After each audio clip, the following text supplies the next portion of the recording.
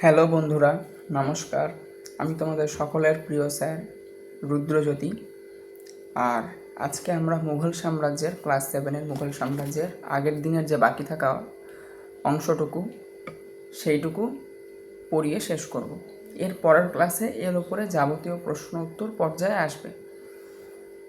তো আগের দিন আমরা যেখানে শেষ করেছিলাম সেটা হচ্ছে এই 80 পাতার ওপরের অংশ, অর্থাৎ মুঘলদের রাজপুত নীতি ও দাক্ষিণাত্য নীতির চরিত্র এবং আকবর থেকে ঔরঙ্গজেব এর আগের অংশ পর্যন্ত।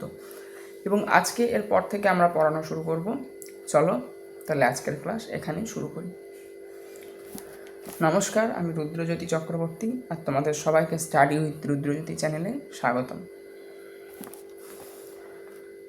তো আমরা আজকে প্রথম যে টপিক পড়ব সেটা হচ্ছে মুঘলদের রাজপুত নীতি, দাক্ষিণাত্য নীতির চরিত্র এবং আকবর থেকে ঔরঙ্গজেব পর্যন্ত এই নীতি কিভাবে ধাপে ধাপে চলে এসছে, কিভাবে ধাপে ধাপে কে কাকে অনুসরণ করেছে বা নতুন করে কোন নীতি তৈরি করেছে, সেই সমস্ত কিছুর ওপরে আজকের আমাদের টপিকটা থাকবে, আজকে আমাদের ক্লাস থাকবে।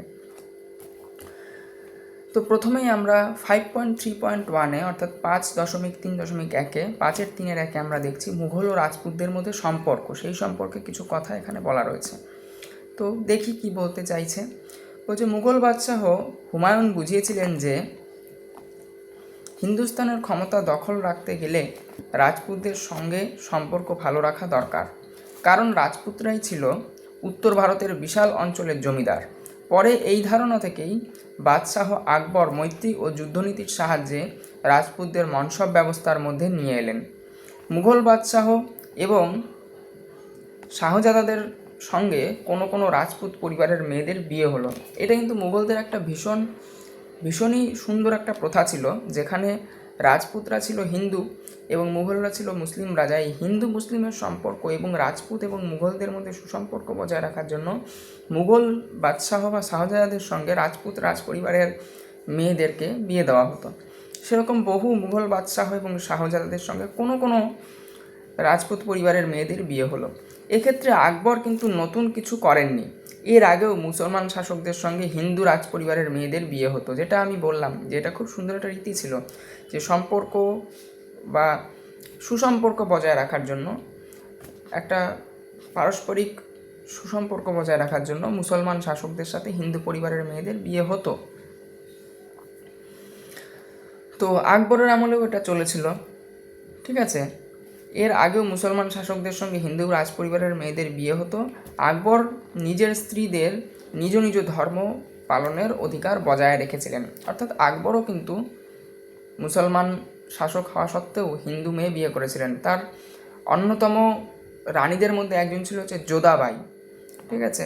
আকবরের যতজন পত্নী ছিলেন তার মধ্যে একজন খুব রিনাউন্ড এবং তার প্রধান পত্নী ছিলেন হচ্ছে যোধাবাই। তিনিও কিন্তু হিন্দু ছিলেন, রাজপুত পরিবারের মেয়ে ছিলেন।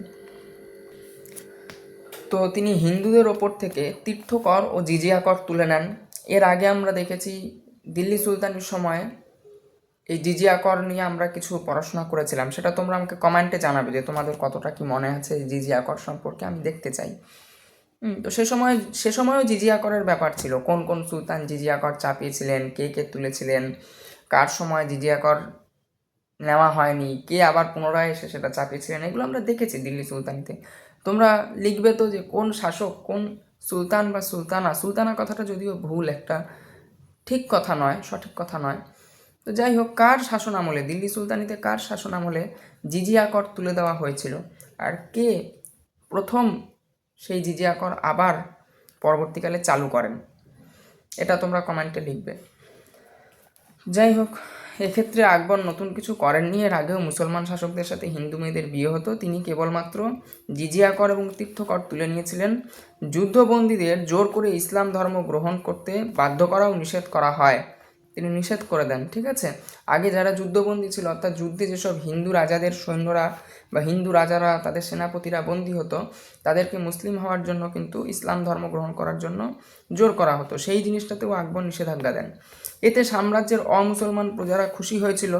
সাম্রাজ্যে যারা অমুসলমান প্রজা তারা কিন্তু এটা খুশি হয়েছিল, কারণ নিজের ধর্ম কেউই খোয়াতে চায় না। তবে মেওয়ারের রানা প্রতাপ সিংহ আকবরের অধীনতা স্বীকার করেননি। এ সম্বন্ধে আমরা আগেই পড়েছি যে মেওয়ারের রাণা সংগ্রাম সিংহ স্বীকার করে নিলেও পরবর্তীকালে রাণা প্রতাপ সিংহ কিন্তু স্বীকার করেনি। তো আকবরের নীতির ফলে মুঘলরা বীর রাজপুত যোদ্ধাদের পাশে পেয়েছিল।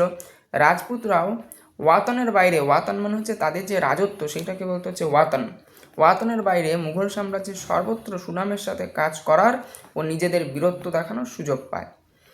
মুঘল বাদশাহের সার্বভৌম ক্ষমতা স্বীকার করে নিলে রাজপুতরা ওয়াতনের ওপর অধিকার বজায় রাখতে পারত। মানে এমন কিন্তু না যে মুঘল বাদশাহের সার্বভৌম ক্ষমতা যদি তারা স্বীকার করে নেয় সেক্ষেত্রে রাজপুতদেরকে তাদের ওয়াতন থেকে, তাদের মসনদ বা তাদের গদি থেকে, তাদের রাজ্য থেকে রাজ্যচ্যুত করে দেওয়া হবে, এমনটা কিন্তু নয়। তারা তাদের ওয়াতনের ওপর স্বাধীন ক্ষমতা বজায় রাখতে পারবে, কিন্তু মুঘল বাদশাহের অধীনে থেকে, অর্থাৎ মুঘল বাদশাহকে তাদের একটা সম্মান দিতে হবে, একটা গুরুত্ব দিতে হবে। তো মুঘল বাদশাহের সার্বভৌম ক্ষমতা স্বীকার করে নিলে রাজপুতরা ওয়াতনের ওপর অধিকার বজায় রাখতে পারত। তবে কোনো রাজপুত রাজ্যে যদি উত্তরাধিকার নিয়ে গোলমাল হতো তাহলে মুঘলরা সেই রাজ্য সাময়িকভাবে পুরোপুরিভাবে দখল করে নিত, একদম পুরোপুরি হাতে নিয়ে নিত সাময়িকভাবে। তারপর মুঘল বাদশাহের ইচ্ছা অনুযায়ী নতুন শাসককে গদিতে বসানো হতো। সেটা মুঘল বাদশাহ নিজে ঠিক করতেন যে নতুন কে শাসনে বসবে বা কে ক্ষমতা পাবে। খ্রিস্টীয় সপ্তদশ শতকে জাহাঙ্গীর ও শাহজাহানের সময়ও আকবরের রাজপুত নীতিকেই অনুসরণ করা হয়েছিল। জাহাঙ্গীরের আমলে মেওয়ারের মুঘলদের কর্তৃত্ব প্রতিষ্ঠা হয়েছিল। মেওয়ারে কোথায়? মেওয়ার হচ্ছে সেই রাণা প্রতাপ এবং রাণা সংগ্রাম সিংহের রাজ্য, যেখানে রাণা সংগ্রাম সিংহ রাজত্ব স্বীকার করে নিলেও, মুঘলদের অধীনতা স্বীকার করে নিলেও পরবর্তীকালে কিন্তু রাণা প্রতাপ সিংহ এই মুঘলদের অধীনতা স্বীকার করতে চাননি। সেই মেওয়ারে আবার মুঘলদের কর্তৃত্ব প্রতিষ্ঠা হয়েছিল। রাণা প্রতাপের ছেলে অমর সিংহ উঁচু মনসব পেয়েছিলেন। উঁচু মনসব মানে হচ্ছে মুঘলদের রাজদরবারে যেসব জমিদাররা বা কর আদায় করার উচ্চপদস্থ কর্মকর্তারা থাকতো, রাজার পরেই যাদের ক্ষমতা থাকতো তাদের বলা হতো মনসবদার। এই মনসবদাররা যখন বৈতনিক হিসেবে মানে বেতন পেয়ে, পয়সা পেয়ে যখন সভায় বসতো, যে হ্যাঁ তুমি সভায় বসবে, তোমাকে মাসে এত টাকা বেতন দেওয়া হবে, তখন তাদের বলা হতো মনসবদার।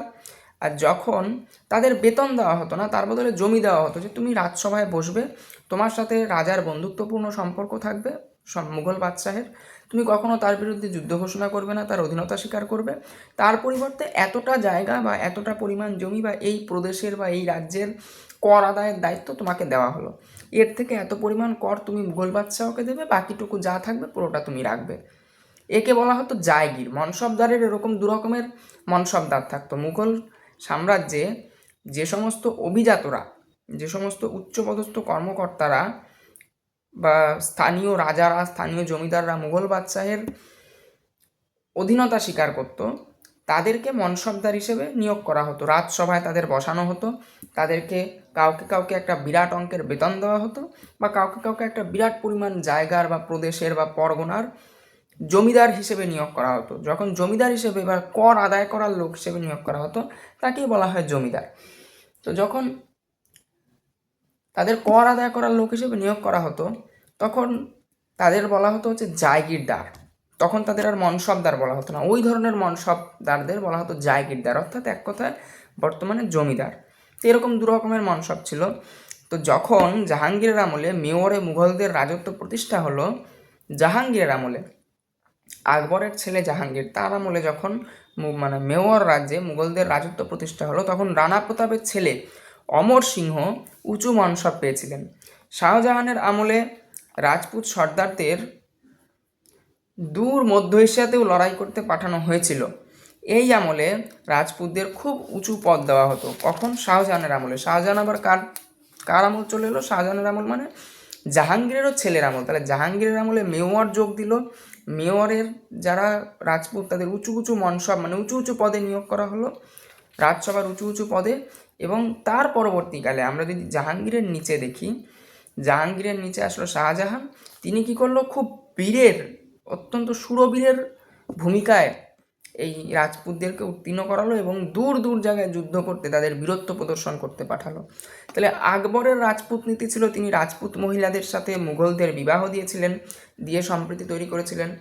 জাহাঙ্গীরের রাজপুত নীতিতে ভূমিকা ছিল যে তিনি তার সময়ে মেওয়ার রাজ্য মুঘলদের অধীনে এসেছিল, মুঘলদের আন্ডারে এসেছিল। জাহাঙ্গীরের ছেলে শাহজাহানের সময় যেটা রাজপুত নীতি ছিল, মুঘলরা যে ভূমিকাটা গ্রহণ করেছিল রাজপুত নৃত্যে, সেটা হচ্ছে রাজপুত যোদ্ধাদেরকে বীরের ভূমিকায় তারা উত্তীর্ণ করেছিল। যোদ্ধারা যুদ্ধ করতে ভালোবাসে, আর রাজপুতদের সেই যুদ্ধ করার যে জায়গাটা, যে প্লেসটা মুঘলরা তৈরি করে দিয়েছিল। এরপরে আসলো ঔরঙ্গজেবের সময়। ঔরঙ্গজেবের সময় সবচেয়ে বেশি সংখ্যক রাজপুতরা মুঘল মনসবদারি ব্যবস্থার আওতায় এসেছিল। সবচেয়ে বেশি সংখ্যক রাজপুত, প্রচুর প্রচুর রাজপুতরা যখন দেখছে মুঘল দরবারে মনসব নিলে পরে আমাদের এত সুযোগ সুবিধা, আমাদের মনসবদারি দেওয়া হচ্ছে, বিরাট বিরাট প্রদেশের পরগনার জায়গির দেওয়া হচ্ছে, অর্থাৎ জমি দেওয়া হচ্ছে কর আদায়ের জন্য, উঁচু পদ দেওয়া হচ্ছে মুঘল রাজদরবারে, আমাদের মেয়েদের বিবাহ করা হচ্ছে, মুঘল সাম্রাজ্ঞী হচ্ছে তারা, বা বাদশাহের স্ত্রী হচ্ছে বড় বড় মানে উঁচু পদস্থ মুঘলদের স্ত্রী হচ্ছে, আমাদের বহু দূরে দূরে যুদ্ধে পাঠানো হচ্ছে, আমাদের বীরত্ব প্রদর্শন করার সুযোগ দেওয়া হচ্ছে। তখন তারা কিন্তু প্রচুর পরিমাণে, তার পরবর্তীকালে আমরা দেখছি শাহজাহানের ছেলে যখন ঔরঙ্গজেব সিংহাসনে বসলো, তখন প্রচুর পরিমাণে রাজপুতরা কিন্তু এই মুঘল মনসব ব্যবস্থার আওতায় আসতে শুরু করলো। এরপরে আম্বরের মির্জা, কোথাকার? আম্বরের মির্জা মানে হচ্ছে রাজা বা সর্বোচ্চ ক্ষমতার অধিকারীকে মির্জা বলা হয়। আম্বরের মির্জা রাজা জয়সিংহ ছিলেন ঔরঙ্গজেবের বিশ্বস্ত অভিজাতদের মধ্যে একজন। এই রাজপুত বা এই যারা অভিজাত মানে হচ্ছে খুব হাইফাই যারা লোকজন, যারা খুব বড় বড় জমিদার বা বড় বড় জায়গির, বড় বড় মনসব, এদের অভিজাত বলা হতো। বড় বড় ব্যবসায়ী যারা মুঘল দরবারে তাদের জায়গা নিত, তাদের ভূমিকা নিত, বড় অঙ্কের টাকা পেত মুঘলদের থেকে, দূর দূরে যুদ্ধ করতে যেত। তো এই অভিজাতদের মধ্যে অন্যতম একজন ছিল হচ্ছে অম্বরের মির্জা রাজা জয়সিংহ। ঔরঙ্গজেবের বিশ্বস্ত অভিজাতদের মধ্যে তিনি একজন ছিলেন। মারওয়ারের রাঠোর রাজপুত রানা যশবন্ত সিংহ প্রথমে বাদশাহের বিরোধী ছিলেন। কার? ঔরঙ্গজেবের বিরোধী ছিলেন। কে? এই লাইনটা মার্ক করবে, আন্ডারলাইন করবে, খুব ইম্পর্টেন্ট লাইন। মেওয়ারের রাঠোর রাজপুত, কোথাকার? মারওয়ারের রাঠোর রাজপুত কোথাকার? মেওয়ার কিন্তু অলরেডি চলে এসছে। মেওয়ারের রানা সংগ্রাম সিংহর পরবর্তীকালে রানা প্রতাপ সিংহ প্রথমে চায়নি মানতে মুঘলদের আধিপত্য, কিন্তু পরবর্তীকালে সে পরাজয় স্বীকার করতে বাধ্য হয় এবং মেওয়ার মুঘলদের অধীনে চলে আসে। এরপরে মারওয়ার শব্দটা কোথা থেকে এসছে? রাজস্থানের ভাষায় ওয়ার শব্দের একটি বিশেষ অর্থ রয়েছে, বিশেষ অঞ্চল। তো মারওয়ার বলতে মরু অঞ্চলকে বোঝানো হতো। রাজস্থানী ভাষায় ওয়ার মানে হচ্ছে অঞ্চল, আর মার মানে হচ্ছে মরু, অর্থাৎ যেখানে কিছু জন্মায় না, বন্ধা, মরুভূমি। এই মরুভূমিকে মারওয়ার বলা হতো রাজস্থানী ভাষায়। তো এই মারওয়ারের রাঠোর বংশীয় রাজপুত রানা যশবন্ত সিংহ, রানা মানে হচ্ছে রাজা বা রাজপুতদের সর্বোচ্চ ক্ষমতার অধিকারীকে বলে রানা, একটা গোষ্ঠীর সর্বোচ্চ ক্ষমতার অধিকারী যারা। রানা যশবন্ত সিংহ প্রথমে বাদশাহের ঘোর বিরোধী ছিলেন, তবে পরে তিনি মোটা রকমের মনসব পেয়েছিলেন। তার মৃত্যুর পরে উত্তরাধিকার নিয়ে মারওয়ারের রাজধানী যোধপুরে গণ্ডগোল শুরু হয়। মুঘলরা ওই রাজ্যটি পুরোপুরি হাতে নিয়ে নেয়। এরপরে শুরু হয় মুঘলদের সঙ্গে, এর ফলে শুরু হয় রাঠোর যুদ্ধ। কততে? 1679 খ্রিস্টাব্দে। সালটাও ইম্পর্টেন্ট, যুদ্ধটাও ইম্পর্টেন্ট। তাহলে রাঠোর যুদ্ধের কারণ কি? রানা যশবন্ত সিংহের মৃত্যুর পর তার উত্তরাধিকার নিয়ে একটা ঝামেলা তৈরি হয়, একটা খারাপ পরিস্থিতি তৈরি হয় আমাদের মারওয়ারে। তখন মুঘলরা মারওয়ার রাজ্যটাকে, কারণ এটাই মুঘলদের নীতি ছিল যে কোথাও যদি উত্তরাধিকার নিয়ে সমস্যা হতো, তারা ওই রাজত্বটাকে নিজেদের কিছুদিনের জন্য পুরোপুরি নিজেদের হাতে নিয়ে নিত। পরবর্তীকালে নিজেদের পছন্দ মতো একজন লোককে সেখানে পুনরায় শাসক হিসেবে তারা নিয়োগ করত। কিন্তু রাঠোররা আবার চায়নি তাদের রাজত্ব মুঘলদের দিয়ে দিতে। না, আমাদের মধ্যে উত্তরাধিকার নিয়ে ঝামেলা হচ্ছে, সেটা আমরাই মেটাবো, মুঘলরা মেটাবে না, এই ব্যাপারটা ছিল। সুতরাং রাঠোরের সাথে শুরু হলো হচ্ছে মুঘলদের রাঠোর যুদ্ধ। সেটা কততে শুরু হলো? 1679 খ্রিস্টাব্দে। এই যুদ্ধে গোড়ার দিকে মেওয়ার রাজ্য মারওয়ারের পক্ষে ছিল। মেওয়ারকে রানা প্রতাপ সিংহ বা রানা সংগ্রাম সিংহের যে রাজ্য, সেটা রানা যশবন্ত সিংহের রাজ্যের সঙ্গে ছিল প্রথম দিকে। এটা কিন্তু খুব ইম্পর্টেন্ট, সবসময় কিন্তু না, প্রথম দিকে। তার পরবর্তীকালে আর সঙ্গ দেয়নি ওরা, যদিও, কারণ ওরা অলরেডি মুঘলদের অধীনে যেহেতু ছিল মেওয়ার রাজ্য, তাই মারওয়ারের আর সঙ্গ পরবর্তীকালে দেয়নি। তো রাঠোর যুদ্ধ কিন্তু মুঘলদের জন্য খুব একটা লাভজনক হয়নি, মুঘলরা কিন্তু খুব একটা লাভ এখান থেকে করতে পারেনি। উপরন্তু আকবর জিজিয়া কর তুলে নেওয়ার 100 বছর পরে ঔরঙ্গজেব আবার জিজিয়া কর চাপিয়ে দিয়েছিলেন। কততে? 1679 খ্রিস্টাব্দে। এর ঠিক 100 বছর আগে 1579 খ্রিস্টাব্দে আকবর কিন্তু এই কর তুলে নিয়েছিল। অর্থাৎ আকবর থেকে ঔরঙ্গজেব পর্যন্ত মুঘলদের রাজপুত নীতিতে অনেক মিল ছিল, আবার অনেক অমিলও ছিল কোনো কোনো দিকে। এরপরে আমরা আসছি মুঘল রাজশক্তি এবং দাক্ষিণাত্য। বলছে বহমনি রাজ্য ভেঙে যাওয়ার পরে, বহমনি কি? বহমনি হচ্ছে একটা দাক্ষিণাত্যের একটা বড় রাজ্য। আমাদের দাক্ষিণাত্যের যেসব রাজ্যগুলো আমরা পাই তার মধ্যে অন্যতম কিছু কিছু রাজ্য হচ্ছে গোলকোন্ডা, আহমেদনগর, হ্যাঁ, বেরার, বিদর, খানদেশ, বীজপুর, এই বাহামনি, এইগুলো হচ্ছে সব বড় বড় বড় বড় রাজ্য, বড় বড় খুব সুনামি রাজ্য দক্ষিণ ভারতের। আমি আগে বোধহয় উত্তর ভারত বললাম, সরি ভুল বললাম, দক্ষিণ ভারতের খুব বড় বড় রাজ্য এগুলো, মানে খুব সুনামযুক্ত রাজ্য, শক্তিশালী রাজারা রাজত্ব করত। কিন্তু বাহামনি রাজ্যে কিছু সমস্যা দেখা যায়, অন্তর্দ্বন্দ্বের ফলে বাহামনি রাজ্য ভেঙে যায়। বাহামনি রাজ্য ভেঙে যাওয়ার পরে দাক্ষিণাত্যে কয়েকটি সুলতানি রাজ্যের উত্থানের কথা আমরা আগেই পড়েছি, আগে আমরা এগুলো সব পড়েছি, কেন বাহামনি রাজ্য ভেঙে যায়, কী সমস্যা হয়েছিল। কয়েকটা সুলতানি রাজ্য সেখানে তখন তৈরি হলো, হিন্দু রাজ্য ছিল বাহামনি, সেখান থেকে সুলতানি রাজ্য তৈরি হলো। এসব হলো মুঘলদের ভারতে আসার আগের ঘটনা। আকবরের শাসনকালের প্রথম দিকে যখন উত্তর ভারতে মুঘলরা ক্রমাগত শক্তিশালী হয়ে উঠছে, দাক্ষিণাত্যে তখন সুলতানি রাজ্যগুলি একে অন্যের সাথে লড়াই করছে। মনে রেখো, বিজয়নগরের পরাজয়ের পরে সুলতানি রাজ্যগুলির সামনে রাজ্য বিস্তারের অনেক সুযোগ তৈরি হয়ে গিয়েছিল। বিজয়নগর কিন্তু খুব শক্তিশালী রাজা ছিল, মানে রাজত্ব ছিল। ওই সময় দাক্ষিণাত্যে বড় বড় জমির মালিক, মারাঠা সর্দার ও সৈনিকরা খুব গুরুত্বপূর্ণ হয়ে উঠেছিল। দক্ষিণ ভারতে তখন মারাঠা বা মহারাষ্ট্রের লোকদের মারাঠা বলে, সেখানে মধ্য ভারত এবং দক্ষিণ ভারতে তাদের খুব একটা পাওয়ার ছিল তখন। আমরা জানি ছত্রপতি শিবাজির উত্থান সেই সময়কালেই। তো এই যারা মারাঠা সর্দার অর্থাৎ মারাঠা গোষ্ঠীগুলোর যারা প্রধান ছিল তাদের এবং সৈনিকদের যে জমির মালিকানা তাদের ছিল, ওই ভূমিকা কিন্তু খুব গুরুত্বপূর্ণ ভূমিকা নিয়েছিল তারা একটা। দাক্ষিণাত্যের সুলতানি রাজ্যগুলিতে পুরনো অভিজাত ও বাইরে থেকে আসা নতুন অভিজাতদের সম্পর্ক মোটেও ভালো ছিল না। পুরনো অভিজাত অর্থাৎ যারা বহুদিন ধরে এই শহরগুলোতে রয়েছে, আর নতুন অভিজাত মানে যারা মুঘল আমলে নতুন ঢুকছে, এদের দুজনের মধ্যে, মানে পুরনো বড়লোক নতুন বড়লোক, এদের দুজনের মধ্যে কিন্তু সম্পর্ক মোটেই ভালো ছিল না দক্ষিণ ভারতে। এর মধ্যে ভারতের উত্তর উপকূলে এবং পশ্চিম উপকূলে পর্তুগিজরা পা রেখেছিল। কোন কোন জায়গায়? বিশেষত পশ্চিম উপকূল, উত্তর দিকেও কিছু সময় হয়েছিল, পশ্চিম উপকূলেই আমরা ধরতে পারি। যাই হোক, পশ্চিম উপকূলে এবং উত্তর উপকূলে, বা পশ্চিম উপকূল, তোমাদের বইয়ে পশ্চিম খালি দিয়েছে, পশ্চিমই তোমরা বলো, উত্তরেও কিছু রেখেছিল কিন্তু তোমাদের বই দেখছি শুধু পশ্চিম দিয়েছে। পশ্চিম উপকূলে পর্তুগিজরা পা রেখেছিল।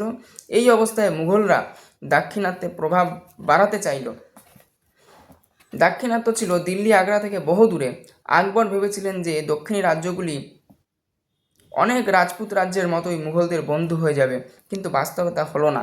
খ্রিস্টীয় ষোড়শ শতকের দ্বিতীয় ভাগে দাক্ষিণাত্য রাজ্যগুলি ছিল বীজপুর, গোলকোন্ডা, যেটা আমি বললাম, বীজপুর বা বিজাপুর, গোলকোন্ডা, আহমেদনগর, বোরার, বিদর, খন্দেশ বা খানদেশ, দুটোই বলা হয়, বীজপুর বা বিজাপুর, খন্দেশ বা খানদেশ, যেটা বলবে সেটাই ঠিক। 1596 খ্রিস্টাব্দ থেকে 1601 খ্রিস্টাব্দের মধ্যে মুঘলরা বোরার, আহমেদনগর, খানদেশ জয় করে। খানদেশের গুরুত্বপূর্ণ আসিরগড় দুর্গটিও মুঘলদের হাতে চলে আসে। এই জায়গাটা কিন্তু খুবই ইম্পর্টেন্ট দাক্ষিণাত্য অভিযান। খ্রিস্টীয় ষোড়শ শতকের দ্বিতীয় ভাগে এখান থেকে দাগাবে। খ্রিস্টীয় ষোড়শ শতকের দ্বিতীয় ভাগে দাক্ষিণাত্যের রাজ্যগুলি ছিল বিজাপুর, গোলকোন্ডা, আহমেদনগর, বোরার, বিদর, খানদেশ। 1596 থেকে 1601 খ্রিস্টাব্দের মধ্যে মুঘলরা বোরার, আহমেদনগর, খানদেশ জয় করে। খানদেশের গুরুত্বপূর্ণ আসিরগড় দুর্গটিও মুঘলদের হাতে চলে আসে। আহমেদনগরের প্রধানমন্ত্রী মালিক আম্বরের চেষ্টায় দাক্ষিণাত্যের রাজ্যগুলি মুঘলদের বিরুদ্ধে প্রতিরোধ গড়ে তোলে।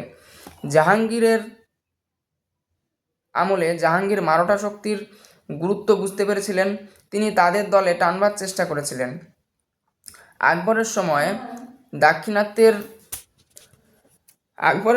দাক্ষিণাত্যের মুঘলদের যা অবস্থা ছিল, জাহাঙ্গীর তাই অবস্থায় বজায় রাখার চেষ্টা করেন। অর্থাৎ তিনি কিন্তু বাবার যে পরম্পরাটা, বাবার যে রীতিনীতিটা, সেটা ধরে রাখার চেষ্টা করেছিলেন। 1663 খ্রিস্টাব্দের মধ্যে আহমেদনগর রাজ্যটিও মুঘলদের দখলে চলে আসে। খুব ইম্পর্টেন্ট লাইন, যে আহমেদনগর রাজ্যটি কবে মুঘলদের অধীনে চলে এসেছিল। ওই বছরই শাহজাহান বীজপুর এবং গোলকোন্ডার সাথে চুক্তি করে সমস্যার সমাধান করতে চেয়েছিলেন, কিন্তু পরে মুঘলরাই এই চুক্তি ভেঙে দেন, ফলে দাক্ষিণাত্যের শাসকরা মুঘলদের ওপর থেকে আস্থা হারায়। এই পুরো জায়গাটা ভীষণ ইম্পর্টেন্ট জায়গা। কোথা থেকে শুরু হচ্ছে? খ্রিস্টীয় ষোড়শ শতকের দ্বিতীয় ভাগে দাক্ষিণাত্যের রাজ্যগুলি ছিল বিজাপুর, গোলকোন্ডা, আহমেদনগর, বোরার, বিদর, খানদেশ। এই জায়গাটা এখান থেকে শুরু করে এই আস্থা হারান পর্যন্ত, এর ফলে দাক্ষিণাত্যের শাসকরা মুঘলদের ওপর আস্থা হারান। এই পুরো জায়গাটা ভীষণ ইম্পর্টেন্ট, দাগিয়ে রাখো। কোন জায়গা থেকে কি প্রশ্ন হবে আমি পরের ভিডিওতে বলে দেবো। এর পরবর্তীকালে দাক্ষিণাত্য ক্ষত বলছে খ্রিস্টীয় সপ্তদশ শতকে ঔরঙ্গজেবের সময় মারাঠাদের শক্তি অনেক বেড়ে গিয়েছিল। ঔরঙ্গজেব ভেবেছিলেন যে দক্ষিণী রাজ্যগুলিকে জয় করতে পারলে সেখান থেকে অনেক বেশি রাজস্ব আদায় করা যাবে, তার সঙ্গে মারাঠাদেরও দমন করা সহজ হবে। ঔরঙ্গজেবের আমলে মুঘলরা বিজাপুর ও গোলকোন্ডা দখল করতে চেয়েছিল। মুঘল সাম্রাজ্যের আয়তন এত বড় আগে কখনো হয়নি, কিন্তু বাদশাহ যা ভেবেছিলেন তা হলো না। তার বদলে বহু বছরের দীর্ঘস্থায়ী রক্তক্ষয়ী যুদ্ধে মুঘলদের অনেক আর্থিক ক্ষতি হলো। দাক্ষিণাত্য যুদ্ধের এই ক্ষত আর সারল না। মারাঠা নেতা শিবাজিকেও স্বাধীন রাজা বলে মেনে নিতে হলো।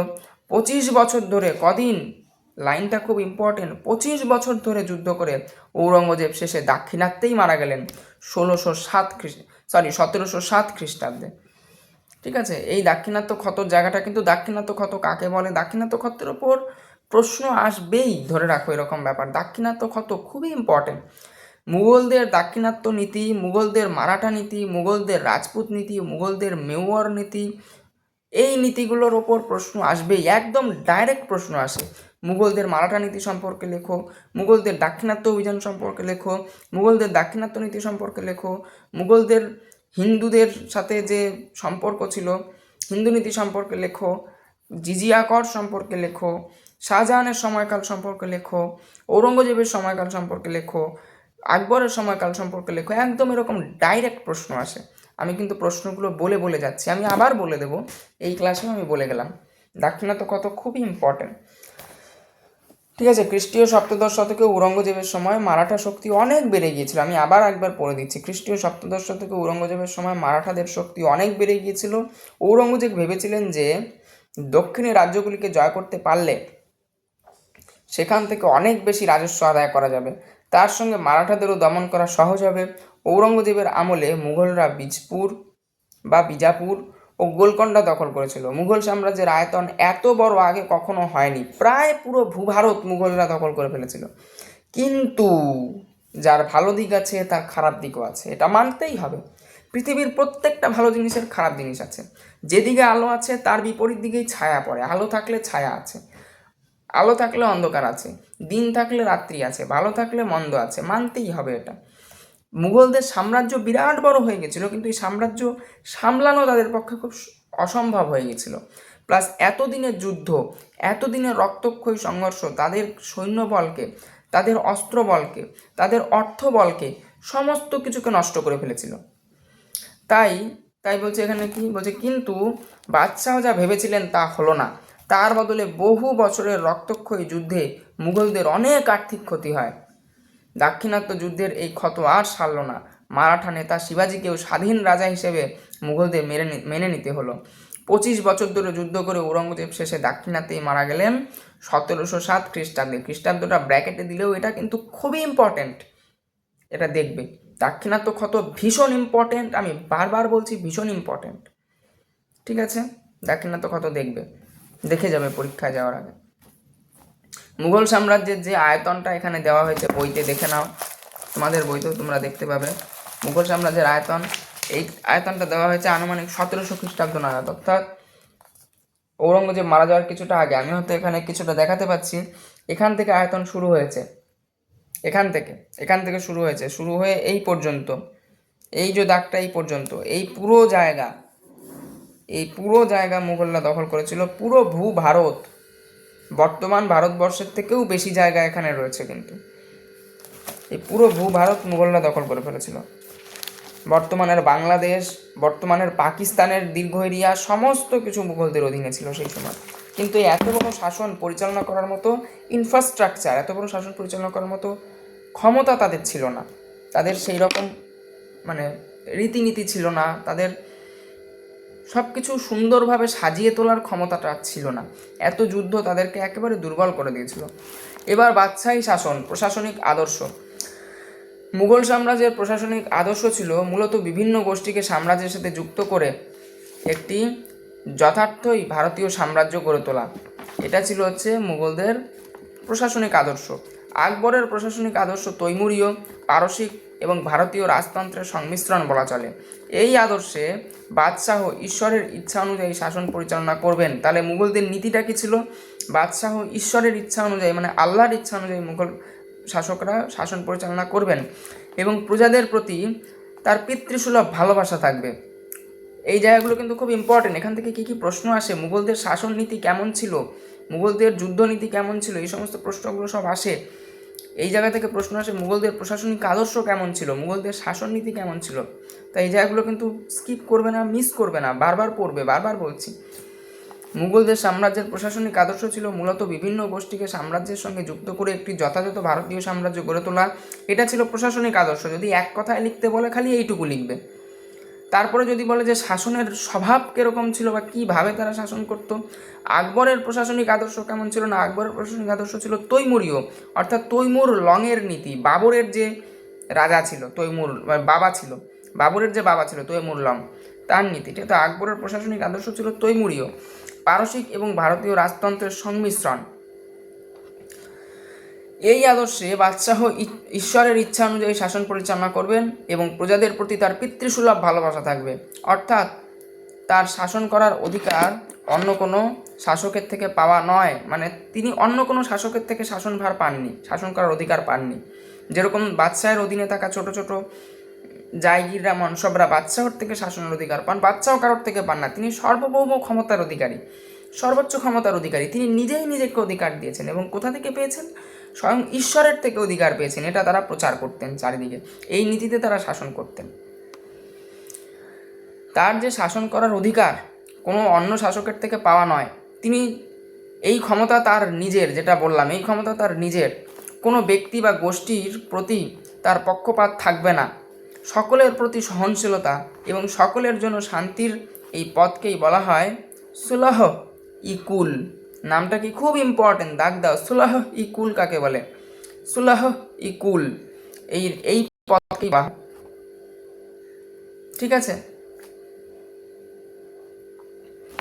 এরপরে বলছে আদর্শের ভিত্তিতে আকবর একটি ব্যক্তিগত মতাদর্শ গড়ে তুলেছিলেন যাকে বলা হয় দিন-ই ইলাহি। এই দিন-ই ইলাহির সবথেকে বড় নীতিটা ছিল হচ্ছে, এখানে বলে দিই, আমি জানি না এখানে বলা আছে কিনা, আমি বলে দিই, যে তার নিজের ধর্ম নিজের ইচ্ছা মতো ব্যবহার করতে পারবে। এটা একটা উদারবাদী ধর্মনীতি। মানে মুসলিম শাসন আমলে মুসলিম শাসকরা হিন্দুদেরকে ইসলাম ধর্মে কনভার্ট করার জন্য, ইসলাম ধর্মে নিয়ে যাওয়ার জন্য একটু অত্যাচার বিচার করতেন।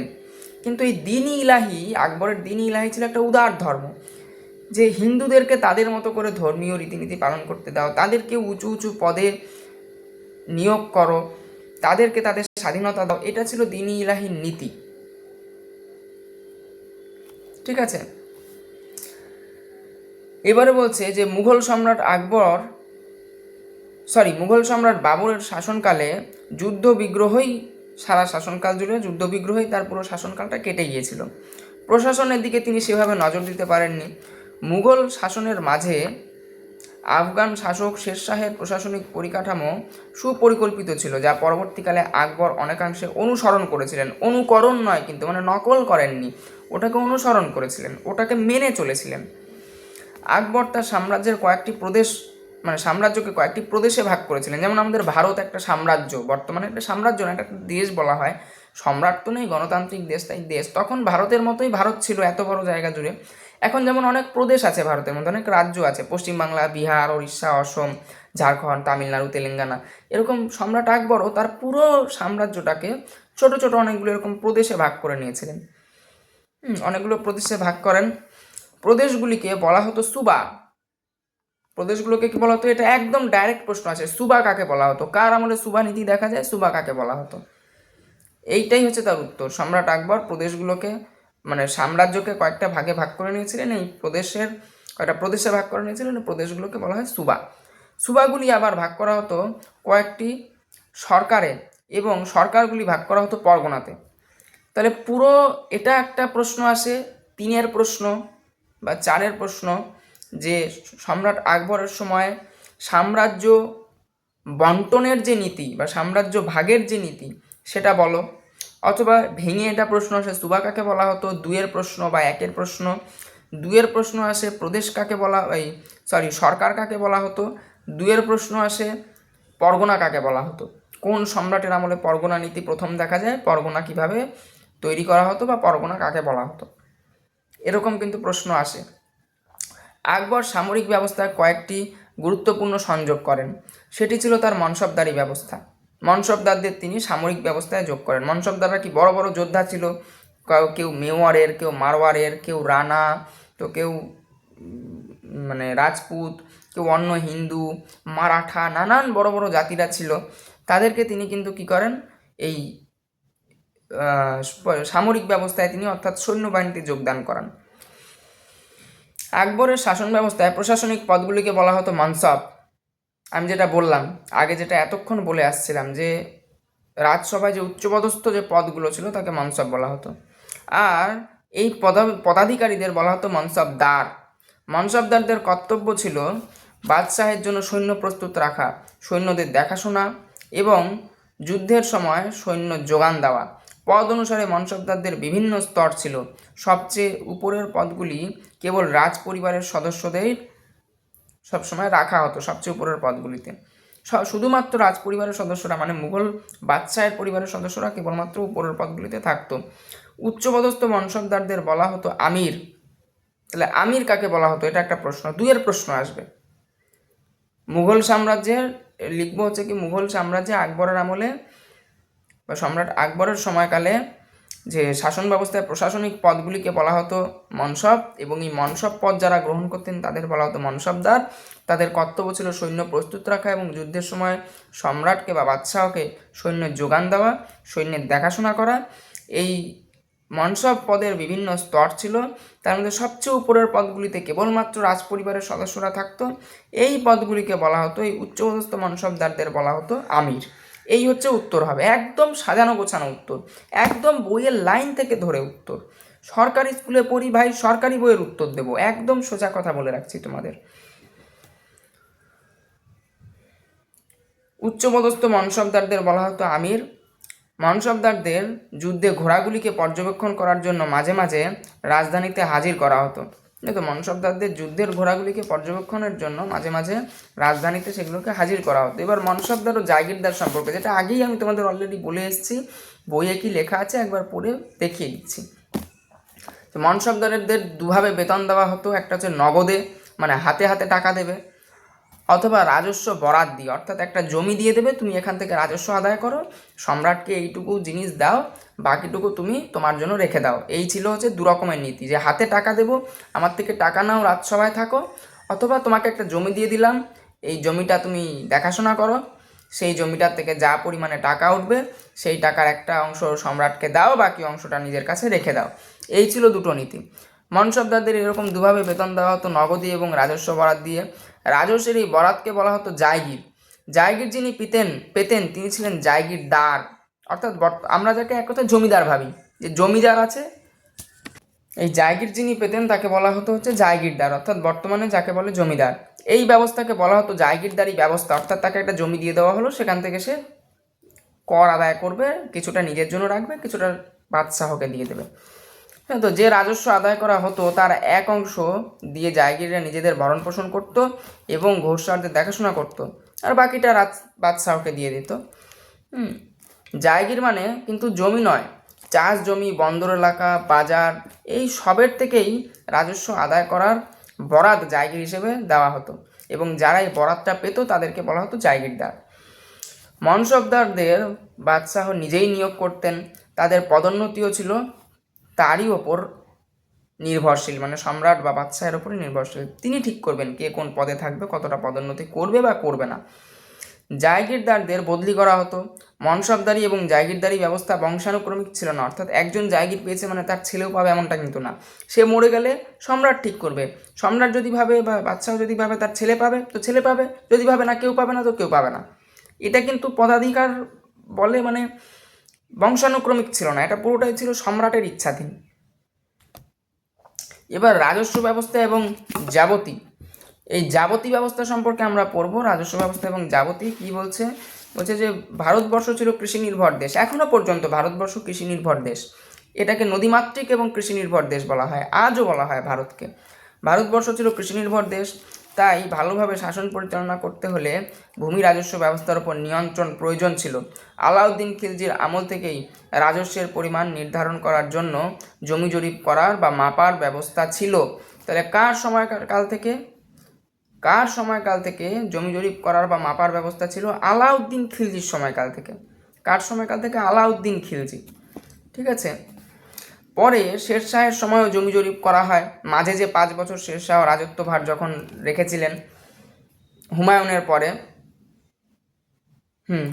পরে সেই 5 বছরেও জমি জরিপ করা হয়। আকবর নতুন করে আবার জমি জরিপ করান। জমি জরিপের ভিত্তিতে রাজস্ব নির্ধারণ করার পদ্ধতিকে বলা হতো যাবতী। তাহলে যাবতী কাকে বলে? একদম ডাইরেক্ট প্রশ্ন, এটুকুই হবে উত্তর। ভারতবর্ষ কৃষি নির্ভর দেশ, তাই ভালোভাবে শাসন পরিচালনা করতে হলে ভূমি রাজস্ব ব্যবস্থার ওপর নিয়ন্ত্রণ প্রয়োজন ছিল। যদি একের প্রশ্ন দেয় তারপরের লাইনেই যোগ করে দেবো যে আকবর সম্রাট হওয়ার পরে জমি জরিপ করান, এই জমি জরিপ পদ্ধতিকে বলা হয় যাবতী। যদি একের প্রশ্ন দেয় এটুকু লিখবো, আর যদি দুয়ের প্রশ্ন দেয় মাঝখানে এইগুলো যোগ করবো যে আলাউদ্দিন খিলজির আমল থেকেই রাজস্বের পরিমাণ নির্ধারণের জন্য জমি জরিপ করা হতো বা মাপার ব্যবস্থা ছিল। পরে শেরশাহের সময়ও জমি মাপা হয়। সম্রাট আকবর সম্রাট হওয়ার পরে আবার জমি জরিপ করান, এই জমি জরিপ করার পদ্ধতিকে বলা হতো যাবতী বা যাবতী পদ্ধতি। তাহলে বোঝাতে পারলাম একের প্রশ্ন আসলে কিভাবে আমি লিখব, দুয়ের প্রশ্ন আসলে কিভাবে লিখব। এই দুয়ের প্রশ্নটাই 3-এ যদি আসে 3-এও এইটুকু কথাই লিখব, এটাই নিয়ম লেখার। 3-এ এইটুকু কথাই লিখব, একদম ডাইরেক্ট বই থেকে তুলে লিখব। আমি তোমাদের গ্যারান্টি দিচ্ছি, যদি ক্লাসের আর 5টা ছেলের থেকে তুমি বেশি নাম্বার না পাও বইয়ের ভাষা লিখে, আমাকে এসে তুমি চ্যানেলে কমেন্ট করে যাবে যে দাদা তুমি বলেছিলে বা স্যার তুমি বলেছিলে আমি তো পাইনি বেশি নাম্বার। ভাই একটা কথা বারবার করে বলি, ওই সহায়ক বই পড়ে বেশি নাম্বার পাওয়া যায় না। সরকারি স্কুলের ছেলেরা বেশি নম্বর কোনোদিন সহায়ক বইয়ে পায় না। সহায়িকা বইগুলো নিজেদেরকে, আমার প্রচুর সহায়ক বই আছে দেখো, কিন্তু আমি সেগুলো দেখে পড়াচ্ছি না। সহায়িকা কোম্পানিগুলো নিজেদের মার্কেটিংয়ের জন্য এটা বলে, কিন্তু এটা কখনো হয় না। সরকারি স্কুলে সরকারি বই দেওয়াই হয় এই জন্য যে সরকারি স্কুলের ছেলেমেয়েরা সেই বইটা যেটা সরকার দিচ্ছে, সরকারি বই দিচ্ছে, সরকার তার স্কুলে তার শিক্ষক দিয়ে পড়াচ্ছে, সরকার পরীক্ষা নিচ্ছে। তাহলে সেই বইটা দেওয়াই সেই জন্য যে ছাত্ররা এই বইটা পড়বে, সরকারি বইটা পড়বে, সরকারি স্কুলে পরীক্ষা দেবে এবং সরকারের থেকেই নাম্বারটা নেবে এই বইয়ের লেখাগুলো লিখে। প্রাইভেটের লেখা লিখে না, তাহলে তো আমরা প্রাইভেট স্কুলেই ভর্তি হতাম। যদি প্রকাশনীর বই পয়সা খরচা করে কিনে সেগুলো পড়ে আমরা লিখতাম, তাহলে প্রাইভেট স্কুলে কেন হলাম না? সরকারি স্কুলে হয়েছি ভর্তি, তার কারণে এটা সরকার বই দিচ্ছে, তার কারণে এটা সরকার চায় এই বইটা তুমি পড়ো, এটার ভাষাটা তুমি লেখো, এবং এটাতে নম্বর বেশি ওঠে। আমি চ্যালেঞ্জ করে বলছি এটাতে নম্বর বেশি ওঠে। তো যাই হোক, যেটা বলছিলাম যে এই রাজস্ব নির্ধারণ করার পদ্ধতিকে বলা হতো যাবতী। যাবত মানে নির্ধারণ। যাবতী কথাটা কোথা থেকে এসছে? যাবতী যে কথাটা এসছে, যাবতী কথাটা কোথা থেকে এসছে? যাবত মানে নির্ধারণ। শেরশাহের বিভিন্ন শস্যের মূল্য অনুযায়ী একটি তালিকা তৈরি করা হয়েছিল শেরশাহের সময়। আকবর দেখলেন যে এই তালিকার প্রধান সমস্যা হলো রাজধানী কি, যেমন ভারতের রাজধানী দিল্লি, পশ্চিমবাংলার রাজধানী কলকাতা, ঠিক আছে, রাজধানীতে শস্যের মূল্যের সাথে অন্যান্য জায়গার শস্যের মূল্য সবসময় মিলছে না। আজকে কলকাতায় একটা জিনিসের যা দাম, একটা অজপাড়াগায় কি সেই একই দামে বিক্রি হবে? কখনোই না। সেখানে মানুষ অনেক গরিব, সেখানে জিনিসপত্র অনেক কম দামে বিক্রি হয়। কলকাতার মানুষ বড়লোক, কলকাতার জিনিসপত্র একটু বেশি দামে বিক্রি হয়। আজকে দিল্লির মানুষ কলকাতার তুলনায় অনেক বেশি বড়লোক, দিল্লিতে আরও বেশি দামে জিনিসপত্র বিক্রি হয়। ওটা রাজধানী, দেশের রাজধানী। কলকাতার মানুষ দিল্লির তুলনামূলক একটু গরিব, তাই কলকাতায় জিনিসের দাম একটু কম দিল্লির তুলনায়। এরকম সব জায়গার দাম কিন্তু একরকম হয় না। তাই একটা জায়গারই যদি দামের লিস্ট আমরা তৈরি করি, তার ওপর ভিত্তি করে যদি আমরা রাজস্ব চাপাই, সারা দেশের জন্য কিন্তু সেটা অনিয়ম হবে ভাই। কারণ সারা দেশে যে দামের নীতি রয়েছে, এক এক জায়গায় এক এক রকম দাম।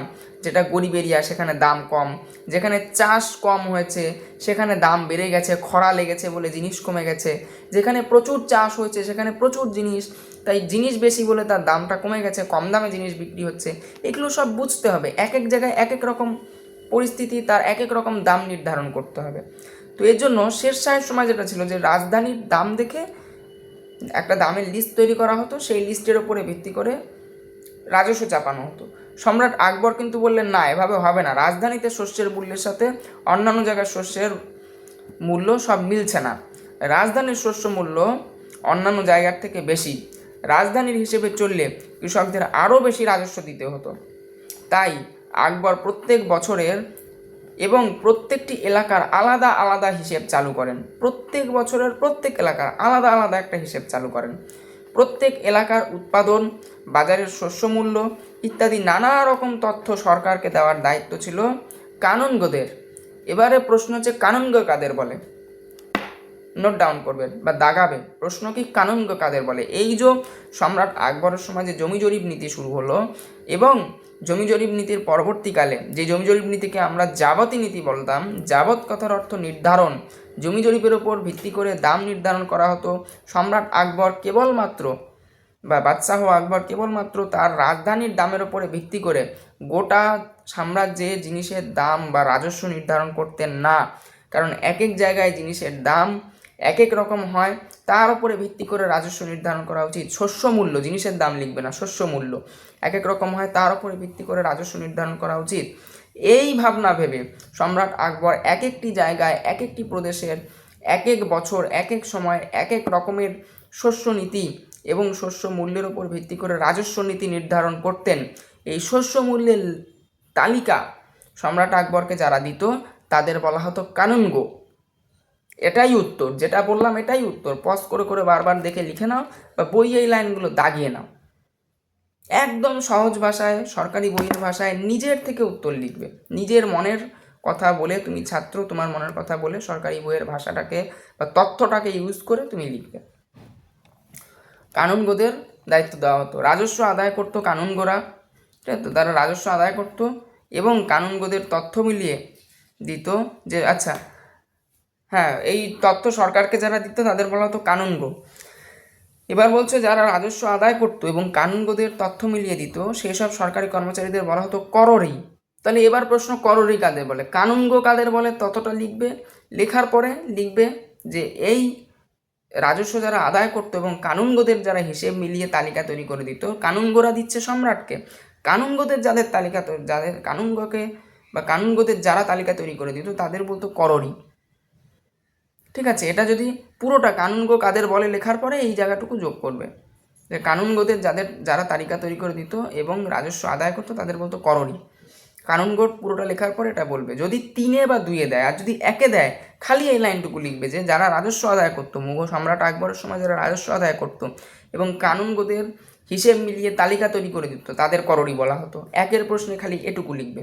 বোঝাতে পারছি কিভাবে কোশ্চেন লিখতে হয়। আগের 10 বছরের তথ্যের ভিত্তিতে চালু এই ব্যবস্থাকে বলা হতো দহশলা ব্যবস্থা। দহশলা ব্যবস্থা কখনো 1 আসবে না, একদম গ্যারান্টি দিয়ে বলে দিচ্ছি, 2 বা 3 আসবে। সেখানে পুরো কানুনগো কাদের বলে, কররি কাদের বলে বলার পরে এই লাইনটা লিখবে, আগের 10 বছরের ভিত্তিতে চালু করা এই ব্যবস্থাকে বলা হতো দহশলা ব্যবস্থা। দহ মানে হচ্ছে 10, দহশলাটা কোথা থেকে এসছে যদি জানতে চাও তাই এটা বলা হয়েছে। দহ মানে 10, সেখান থেকে দহশলা, শলা মানে শাল, শাল থেকে শলা কথাটা এসছে, দহ থেকে দহ কথাটা 10 থেকে এসছে। দহশলা মানে হচ্ছে 10 সাল বা 10 বছরের হিসেব নিকেশের যে তথ্য সেই তথ্যের উপর ভিত্তি করে নতুন করে হিসেব করা, একে বলে দহশলা ব্যবস্থা। ঠিক আছে, আকবর 1580 খ্রিস্টাব্দে দহশলা ব্যবস্থা প্রচলন করেন। কত খ্রিস্টাব্দে? 1580। সালটাকে দাগ দাও, লাইনটাকে দাগ দাও। 1580 খ্রিস্টাব্দে আকবর দহশলা ব্যবস্থা চালু করেন। আকবরকে এই রাজস্ব ব্যবস্থা মানে প্রচলন করতে সাহায্য করেছিলেন তারই প্রধানমন্ত্রী টোডরমল এবং আরও কয়েকজন রাজকর্মচারী। এই টোডরমল কিন্তু খুব ইম্পর্টেন্ট একজন লোক। এখানে আকবরের বেশ কিছু প্রধানমন্ত্রী ছিল, যেমন বীরবল ছিল তার প্রধানমন্ত্রী, টোডরমল ছিল তার প্রধানমন্ত্রী। বীরবল বিভিন্ন জায়গায় তাকে বুদ্ধি দিয়েছে, টোডরমল তাকে রাজস্ব ব্যবস্থা ঢালাওভাবে সাজানোতে সাহায্য করেছে। এরকম নানান কিছু আমরা দেখতে পাই। আকবরের শাসন ব্যবস্থা ফুলে ফেঁপে উঠেছিল, চারিদিকে ওনার খুব সুনাম ছিল, এর জন্য ওনার প্রধানমন্ত্রী বা রাজকর্মচারীদের অনেক ভূমিকা ছিল।